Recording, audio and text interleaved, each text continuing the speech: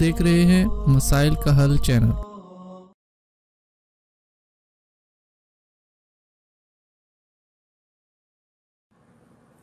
बिस्मिल्लाहिर्रहमानिर्रहीम अल्हम्दुलिल्लाहि रब्बिल आलमीन वस्सलातु वस्सलामु अला सय्यिदिना व हबीबिना मुहम्मदिन व अला आलिहि व अस्हाबिहि अजमाइन।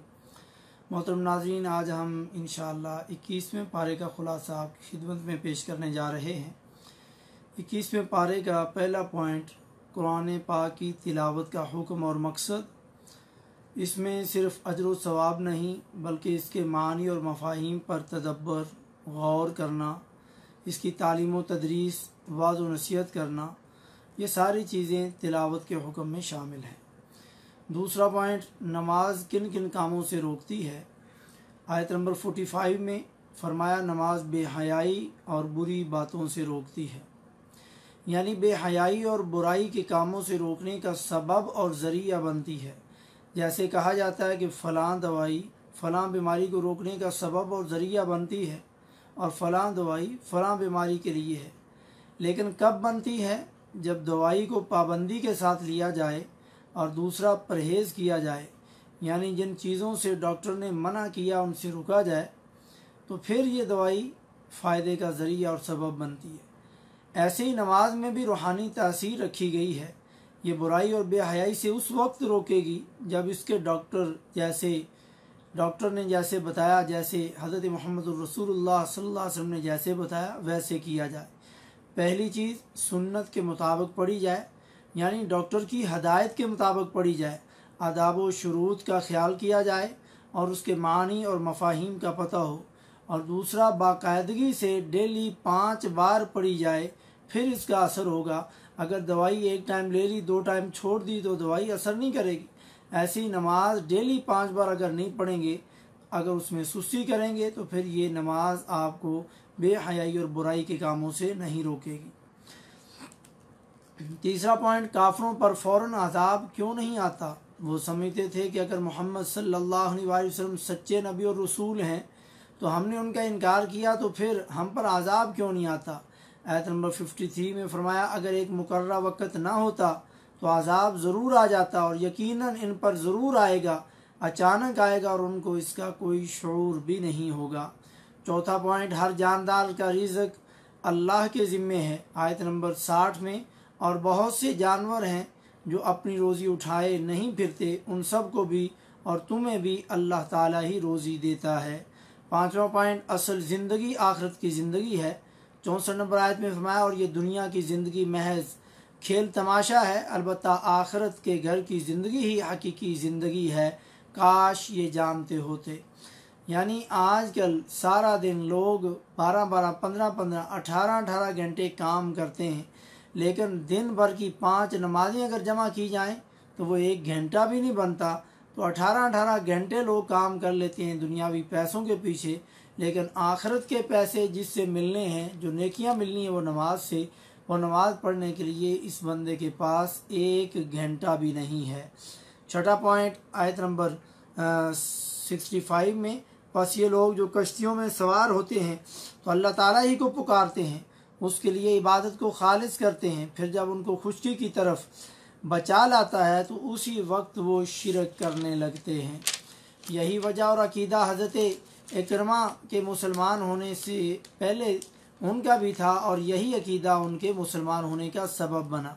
जब ये सब लोग एक कश्ती में सवार थे और कश्ती समंदर के अंदर एक तूफ़ान का शिकार हो गई, वो मुश्किल में फंस गए, तो एक ने सब को कहा कि तुम सब सिर्फ उस एक अल्लाह को पुकारो जो इस परेशानी से हमें निकाल सकता है, यहाँ पर किसी और खुदा की नहीं चलती।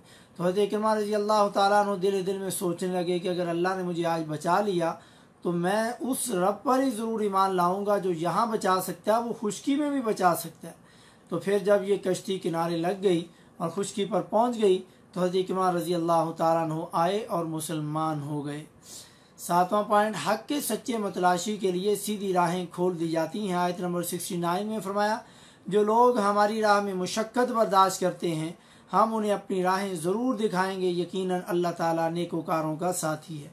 यहाँ पर सूरत अल-अनकबूत ख़त्म हो रही है और सूरत रूम शुरू हो रही है। 8वां पॉइंट, सूरह अनकबूत, इस सूरत में कई तरह के इम्तिहानात का जिक्र है, हिजरत, आजमाइश, परेशानियाँ, मुसीबतें। और जो मोमिन हो जाए तो उसको ज़रूर आजमाया जाता है ताकि उसके सच्चे और पक्के मोमिन होने का पता चले, खरे और खोटे का पता चले, वो सब्र करे और साबित कदमी से मुजाहरा करे। सूरत रूम क्या है? रूमियों की शिकस्त और फिर उनको कुव्वत मिली और अल्लाह ताला की निशानियाँ और क़यामत की दलीलें पेश की गईं। 9वां पॉइंट, कुरान की पेशीनगोई सच साबित हुई। उस वक़्त उस दौर में दो बड़ी ताकतें थी, एक रूम और दूसरा फ़ारिस यानी ईरान। रूमियों की जो हुकूमत थी वो ईसाइयों की हुकूमत थी और मुसलमानों की हमदर्दियाँ उनके साथ ही, क्योंकि वह अहले किताब थे, वही और रिसालत पर ईमान रखते थे।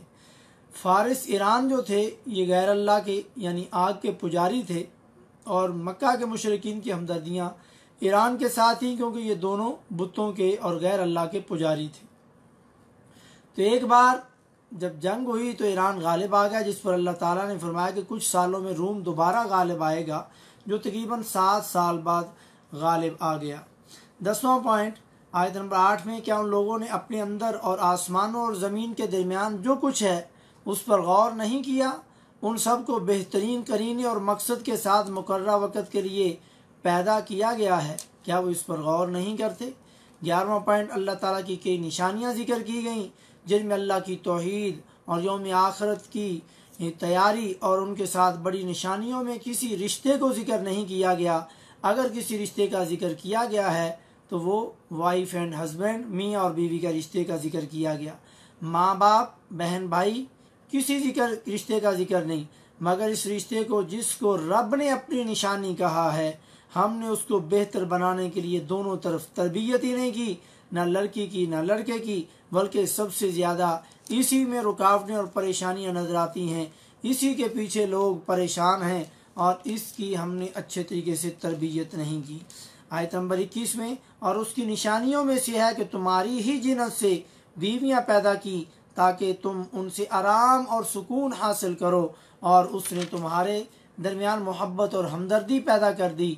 यकीनन गौर व फिक्र करने वालों के लिए इसमें बहुत सी निशानियां हैं। अगर जिन्स मुख्तलिफ होती, यानी मर्द इंसान होता और औरत जिन होती या हैवान होती, तो इन दोनों में कभी सुकून हासिल करने वाली नौबत ना आती, बल्कि एक दूसरे से वो नफ़रत करते और एक दूसरे से डरते फिरते, और दोनों के दरमियान बाहे मोहब्बत पैदा कर दी।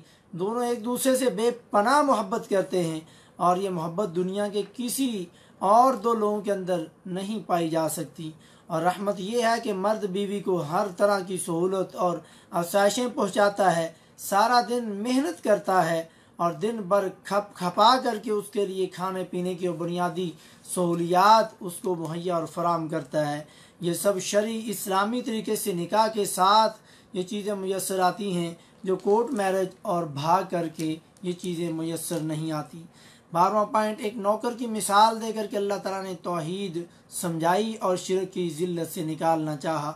आयत नंबर 28 में, अल्लाह ताला ने तुम्हारे लिए एक मिसाल खुद तुम्हारी ही बयान फरमाई। जो कुछ हमने तुम्हें दे रखा है, क्या उसमें तुम्हारे ग़ुलामों में से भी कुछ है? कोई भी तुम्हारा शरीक है उनमें? क्या तुम और वो इसमें बराबर दर्जे के हो? उनसे उस तरह डरते हो जिस तरह तुम अपने आप से डरते हो। इस तरह हम उन लोगों के लिए खोल कर आयात बयान करते हैं जो समझते हैं। यानी कि तुम ग़ुलामों और नौकरों को अपने बराबर देखना पसंद नहीं करते हो, तो फिर उसकी मखलूक को उस अल्लाह के बराबर कैसे करते हो कि उस अल्लाह को छोड़ करके उनको पूजते हो, उनके दरों और दरगाहों पे जाते हो, उनसे औलादें मांगते हो, उनसे परेशानियां और मुसीबतें दूर होने का यकीन रखते हो। क्या तुम्हारी अकल काम नहीं करती कि तुम उनको रब के बराबर समझ करके मान करके उनसे मांगते हो, जबकि मांगना मुझसे चाहिए था। 13वां पॉइंट, आयत नंबर 31 में, नमाज को कायम रखो और मुशरिकीन में से ना हो जाओ। गोया कि नमाज ना पढ़ने वाले ईमान और तकवा से दूर होकर के मुशरिकीन में से हो जाते हैं। 14वां पॉइंट, आयत नंबर 32 में, उन लोगों में से जिन्होंने अपने दीन को टुकड़े टुकड़े कर दिया और ख़ुद भी वो ग्रोह बन गए।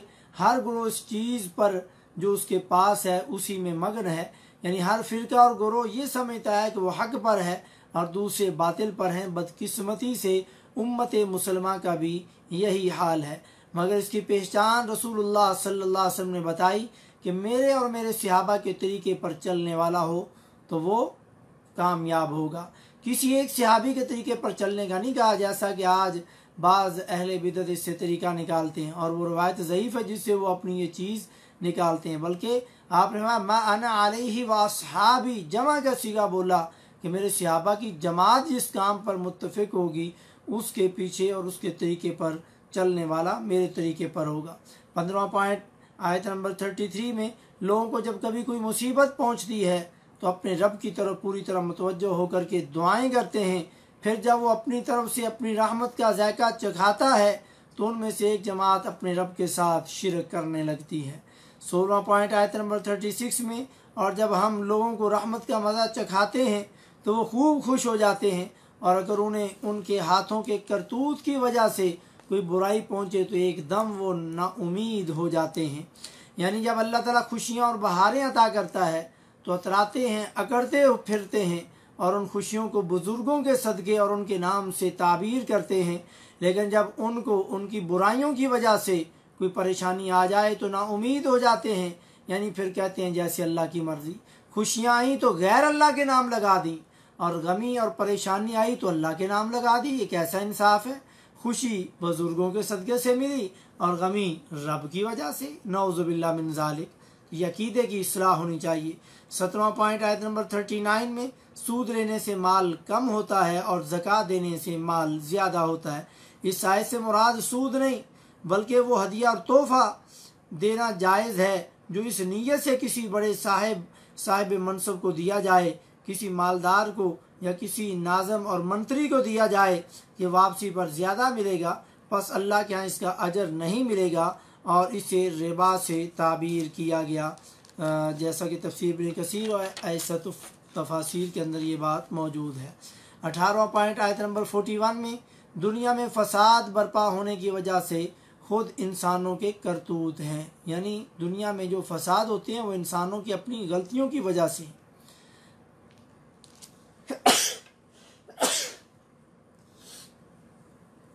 अल्हम्दुलिल्लाह। हदायत उनको मिलती है जो बात को ध्यान से सुनता है और समझने की कोशिश करता है। आयत नंबर 53 में, और ना आप कभी अंधों को उनकी गुमराही से राह पर लाने वाले हैं, आप सिर्फ उन्हीं लोगों को सुनाते हैं जो हमारी आयतों पर ईमान रखते हैं, बस वही इताअत करने वाले हैं। 19वां पॉइंट आयत नंबर 54 में, इंसानी ज़िंदगी के मराहिल बयान किए गए। कमज़ोरी की हालत में पैदाइश, फिर जवानी, फिर कमज़ोरी और बुढ़ापा दिया, और जो चाहता है वो पैदा करता है। यहाँ पर सूरतुल रूम ख़त्म हो रही है और सूरतुल लुक़मान शुरू हो रही है। सूरतुल रूम, उसमें क्योंकि जंग का वाक़या ज़िक्र किया गया और जंग जो जीती जाती है वो हिकमत के साथ और अल्लाह की मदद से जीती जाती है जो मुसलमानों के साथ होती है। और सूरह लुक़मान के अंदर भी हिकमत का जिक्र किया गया और अल्लाह ताला के अपने बंदों पर ईमान और इनामात जिक्र किए गए और डराया गया। 21वां पॉइंट, कुरान के मुकाबले में मौसीकी को तरजीह देने वाले और आलात मौसीकी के ज़रिए लोगों को गुमराह करने वालों की सज़ा। आयत नंबर 6 में, और बाद लोग ऐसे भी हैं जो लव और बेहुदा बातों को ख़रीदते हैं कि बेइल्मी के साथ लोगों को अल्लाह की राह से बहकाएं और उसे हंसी मजाक बनाएं। यही वो लोग हैं जिनके लिए रुसवा करने वाला अजाब है। 22वां पॉइंट आयत नंबर 10 में, उसने आसमानों को बग़ैर सुतून के पैदा किया, तुम उन्हें देख रहे हो, और उसने पहाड़ों को ज़मीन में डाल दिया ताकि वो तुम्हें जुम्बश और हरकत ना दे सके। 11वां पॉइंट, हादा खल्कुल्लाह, ये है अल्लाह की मखलूक, अब तुम मुझे उसके सिवा दूसरे किसी की कोई मखलूक तो दिखाओ, बल्कि ये जालिम खुली गुमराही में है। यानी मुझे छोड़ करके तुम जिन जिन को पुकारते हो उन्होंने आसमानों और ज़मीन में कौन सी चीज़ पैदा की है? कोई एक चीज़ उन्होंने पैदा की हो तो मुझे बताओ। 23वां पॉइंट, हज़रत लुक़मान अलैहिस्सलाम की अपने बेटे को शिरक से बाज रहने के लिए नसीहत। आयत नंबर 12 में, हमने यकीनन लुक़मान को हिकमत दी कि तू अल्लाह ताला का शुक्र कर, हर शुक्र करने वाला अपने ही नफ़ा के लिए शुक्र करता है, और जो भी ना शुक्री करे वो जान ले कि अल्लाह ताला बेनियाज और तारीफ़ों वाला है।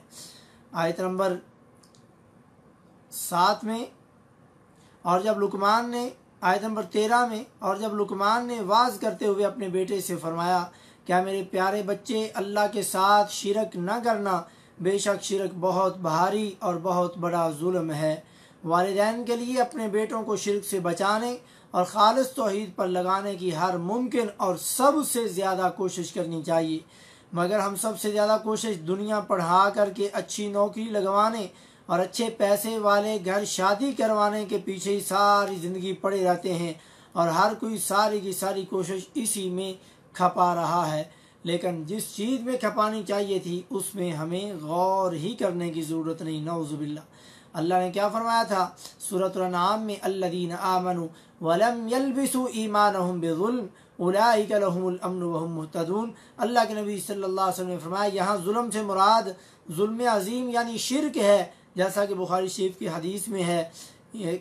और जो शिरक से बच गया उसको अमन मिलेगा और वही हदायत पर होगा। 24वां पॉइंट आयत नंबर 14 में अल्लाह ने फरमाया तू मेरी और अपने वालिदैन की शुक्रगुजारी कर। 25वां पॉइंट नेकी या बुराई छोटी सी भी हो तो उसको हकीर नहीं समझना चाहिए। आयत नंबर 16 में प्यारे बेटे अगर कोई चीज़ राई के दाने के बराबर हो, फिर वो ख्वाह किसी चट्टान में हो या आसमानों में हो या ज़मीन में हो, उसे अल्लाह ताला ज़रूर लाएगा। 26वां पॉइंट आयत नंबर 17 में नमाज पढ़ने और अच्छे काम करने की नसीहत की और बुरे कामों से मना किया और कोई तकलीफ़ आ जाए तो सब्र करना। ये लुकमान अलैहिस्सलाम ने अपने बेटे को नसीहतें की। और यकीन मान ये बड़े ताकीद शुदा काम है और एंड पर ये कहा कि ये बड़े अहम काम है और इस पर यकीन कर लो। 27वां पॉइंट आयत नंबर 18 में लोगों के सामने तकब्बर ना करना, अतराना ना। 28वां पॉइंट आयत नंबर 19 में अपनी रफ्तार में म्याना रवि रख और आवाज़ पस रख, यकीनन आवाज़ों में सबसे बुरी आवाज़ गधे की है। चीख कर चिल्ला कर बात करना अखलाक के मुनाफी है, यानी ज़्यादा ऊंची या चीख करके बात ना कर। यानी अगर चीख और चिल्ला करके बात करना पसंदीदा अमल होता तो फिर गधे की आवाज़ सबसे ज़्यादा पसंदीदा होती, क्योंकि वो बहुत बुलंद होती है और उसके अंदर चीख होती है। जैसा कि हदीस में भी आता है कि गधे की आवाज़ सुनो तो आऊज़ु बिल्लाहि मिनश शैतानिर रजीम पढ़ो। 30वां पॉइंट आयत नंबर 20 का मफहूम, ज़मीन व आसमान की हर चीज़ को तुम्हारे काम में लगा रखा है, जिसमें आसमानी मखलूक यानी सूरज चाँद सितारे और ऐसी ज़मीनी मखलूक को भी इंसान के ताबे कर दिया गया है। गोया कि आसमान और ज़मीन की तमाम चीज़ें इंसान के फ़ायदे के लिए काम में लगी हुई हैं। 31वां पॉइंट आयत नंबर 21 में जब उनसे कहा जाता है कि अल्लाह की उतारी हुई वही जो कुरान और हदीस है उसकी पैरवी करो, तो कहते हैं हमने जिस रास्ते पर अपने बाप दादा को पाया उसी की पैरवी करेंगे। 32वां पॉइंट आयत नंबर 22 में और जो शख्स अपने आप को अल्लाह के ताबे कर दे और हो भी वो नेकोकार, यकीनन उसने मजबूत कड़ा थाम लिया, यानी अल्लाह से उसने मजबूत अहद ले लिया कि वो उसको अजाब नहीं करेगा। 33वां पॉइंट आयत नंबर 30 में ये सब इंतज़ामात इस वजह से हैं कि अल्लाह ताला हक है और उसके सिवा जिन जिन को तुम लोग पुकारते हो वो सब झूठे हैं। 34वां पॉइंट आयत नंबर 33 में लोगों अपने रब से डरो और उस दिन का खौफ करो जिस दिन बाप अपने बेटे को कोई नफ़ा न पहुँचा सकेगा और न बेटा अपने बाप का ज़रा सा भी नफ़ा करने वाला होगा। 35वां पॉइंट 5 चीज़ों का इल्म किसी के पास नहीं, क़यामत कब आएगी, बारिश कब नाजिल होगी, माँ के पेट में जो है उसको कोई नहीं जानता, कोई भी नहीं जानता कि वो कल क्या करेगा और ना ये मालूम है कि किस ज़मीन में वो मरेगा। ये 5 चीज़ें जिन्हें अल्लाह के सिवा किसी को इल्म नहीं। क़यामत की निशानियाँ बताई लेकिन सही इल्म अल्लाह के अलावा किसी को नहीं। बारिश का तखमीना और अंदाज़ा महकमा मौसमियात वाले लगाते हैं, वो यकीनी और हतमी नहीं होते, कभी सही और कभी गलत।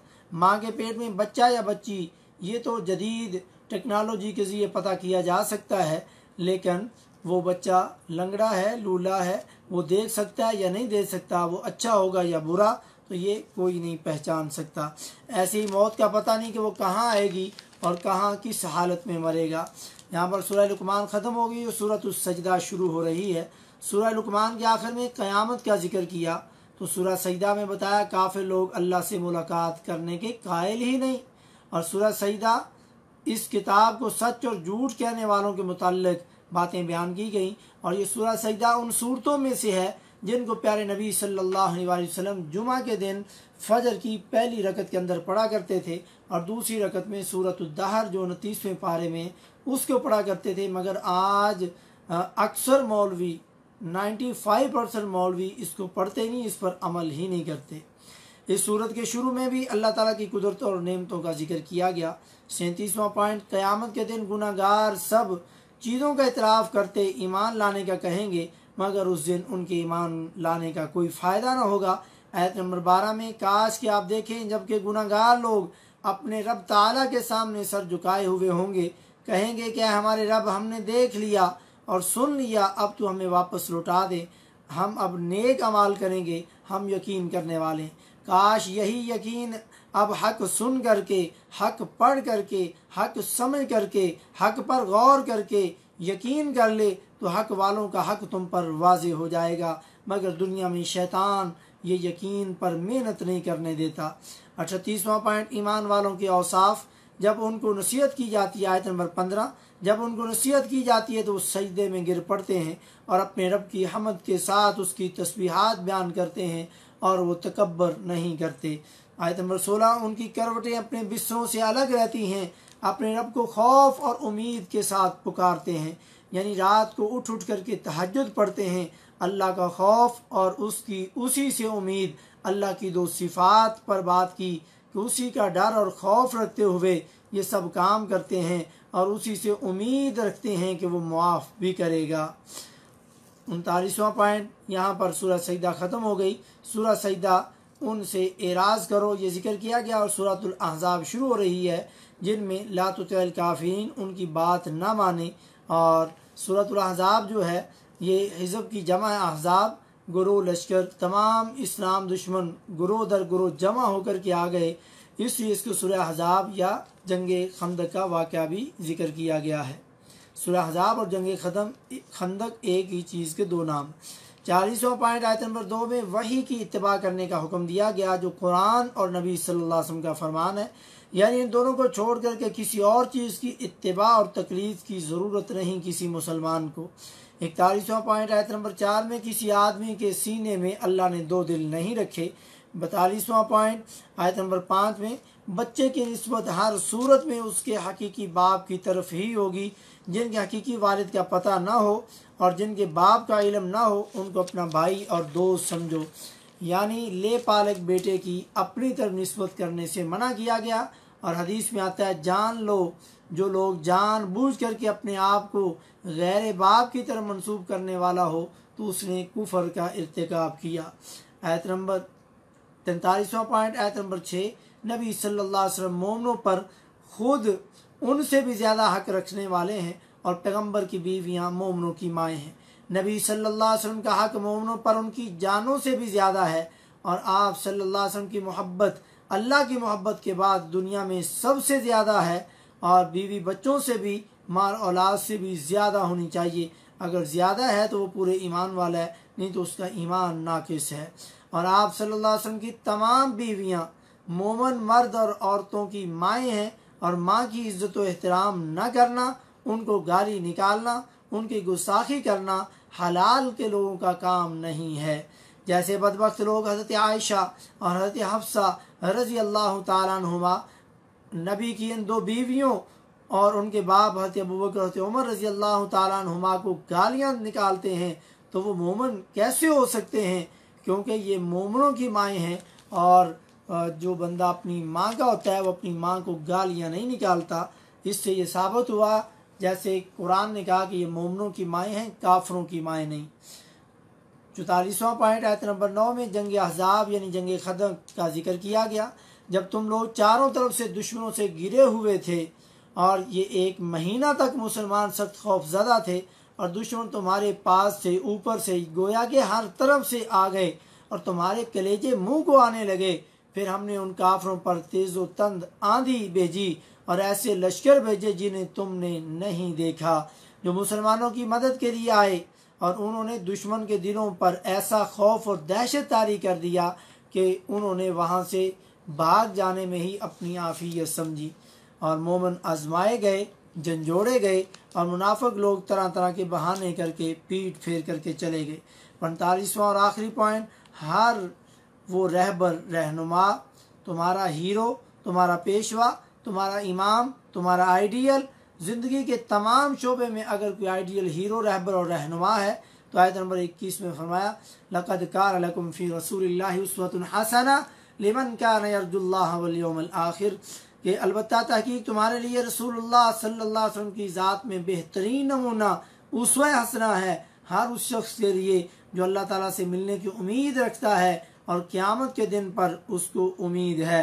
लेकिन जिस बंदे को अल्लाह पर और क़यामत के दिन पर ईमान और यकीन नहीं, तो वो नबी को अपना आइडियल हीरो छोड़ करके कोई अपने पेशवाओं को, कोई अपने इमामों को, कोई अपने पीरों को अपना अपना आइडियल बनाए फिरते हैं। लेकिन ये उनका तरीका सही नहीं। अल्लाह रब्बुल इज़्ज़त हमें कुरान समझने की और हक बात अपनाने की तौफीक नसीब फरमाए। वमा तौफीकी इल्ला बिल्लाह।